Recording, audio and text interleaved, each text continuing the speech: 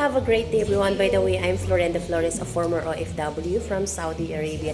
And right now, isa ako sa natulungan dito sa community and sa system natin sa Kabayan Ipon Project and Aubi Empire. Sa ngayon, andito ako sa office ng UBI. As you can see, ayan po. Ayan. So, andito ako sa office ng insurance natin, Orbis Victos International. And ngayon, gusto ko lang i-congratulate yung isa sa magiging business or business partners ko dito sa negosyo or sa business na meron tayo.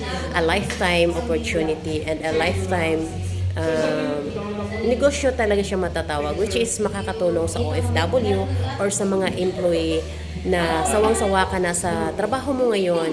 Ito yung para sa'yo.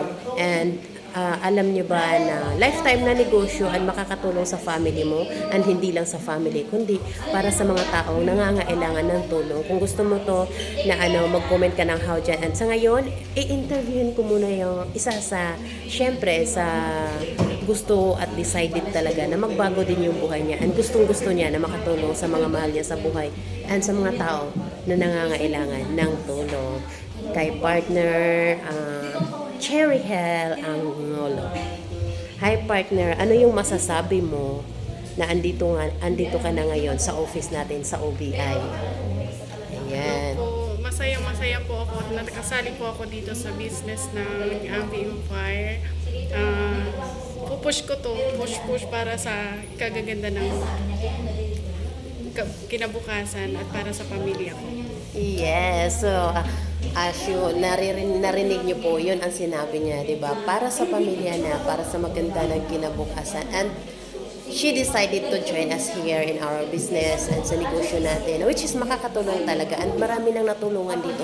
Hindi lang ako, sobrang dami na. And sa mga OFW, sa Empire lang namin is almost 500. And isa ako doon sa pang 500 na yun.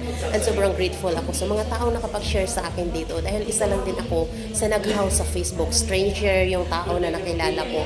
But yet, willing tumulong sa akin para magbago yung buhay ko at sa family ko. So congratulations sa lahat na makakapanood nitong video ko. Para ito sa'yo, comment ka ng how dyan sa comment section ko para maituro ko sa'yo kung gaano kasolid and effective ang system natin sa Kabayan Ipon Project and Aubi Empire. Have a great day!